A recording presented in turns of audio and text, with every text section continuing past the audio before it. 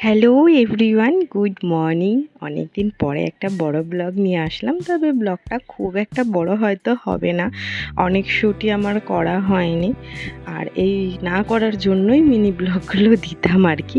তো সকালবেলা মেয়ে স্কুলে গেছে, এত বৃষ্টি হচ্ছে না যে কিছু আর বলার নেই। তারপরে আমি পড়িয়ে টড়িয়ে এসে বসেছি ম্যাথ করতে। আর মাঝখানে আমার এত ফাঁকি মারা হয়েছে যে কিছু বলার নেই, কারণ ওই একটু ফাঁকি মারলে না আবার সেই শুরুর থেকে শুরু করতে হয়। আর কোথাও না কোথাও আমি এখনো অবধি চাকরি পাইনি আমার এই কিছু ফাঁকিবাজি অভ্যাসের জন্যই বলতে পারো। তো ছাড়ো, হাসি অরিজিনাল কথায়। আমি ওই কাজকর্ম করব বলে কানে হেডফোন দিয়ে আজকে ফান্ডামেন্টাল রাইটসটা পড়েছি। ওই করতে করতে আমার বাসন মাজা, কাপড় কাচা, ঘর মোছা এভরিথিং কমপ্লিট। তারপরে একেবারে স্নান টান করে বসেছি হিস্ট্রি পড়তে। এই দুপুরের স্লটে আমি সাধারণত প্রাইমারির জন্যই পড়াটা রাখি, কিন্তু আমার সকালের স্লটে আজকে হিস্ট্রিটা হয়নি, তার জন্য আমাকে হিস্ট্রিটা পুরোপুরি কমপ্লিট করতে হবে। আর এনিসেন্ট হিস্ট্রি আর মনে হয় 7 দিন মতো গেলে আমার পুরোপুরি কমপ্লিট হয়ে যাবে।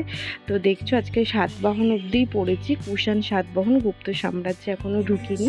তো মেয়ে স্কুল থেকে আসার পর না দুপুরবেলা আমরা দুজনে এরকম করে একটু সময় কাটাই, যাতে ওর স্কুলের অনেক গল্প আমাকে অনেক ধৈর্য সহকারে শুনতে হয়, আর আমার ভালোও লাগে ওর সাথে সময় কাটাতে। আর এই গল্পগুলো শুনলে নিজেদের স্মৃতিগুলোই ঠিক হয়ে যায়, মানে মনে পড়ে যায়।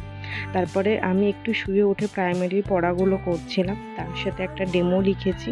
ডেমো লিখতে লিখতে তো বেজে গেছে 5:30। এদিকে আমার ছিল পড়ানো, তো আমি চলে গেছিলাম তাড়াতাড়ি পড়াতে। আমাকে 10 মিনিট আগেই যেতে হয় একটু ঝেড়ে টেড়ে গুছিয়ে রাখার জন্য। ওদেরকে পড়িয়ে এসে মেয়েকে খাইয়ে আমি একটু গেছিলাম মেলায়। তো চলো চলো সবাই একটু জগন্নাথ দেবের দর্শন করে নাও।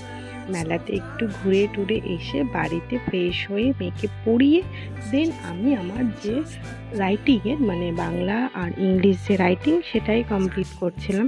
তো আজকের ব্লগ এটুকুই থাক। আমি চেষ্টা করছি আস্তে আস্তে ব্লগগুলো একটু বড় করার। পড়তে বসলে না কোন দিকে ক্যামেরা রাখবো, কোথায় কি করব, ওই ভাবতে বিরক্ত হয়ে ক্যামেরা রেখেই দিয়ে পড়া শুরু করে দিই।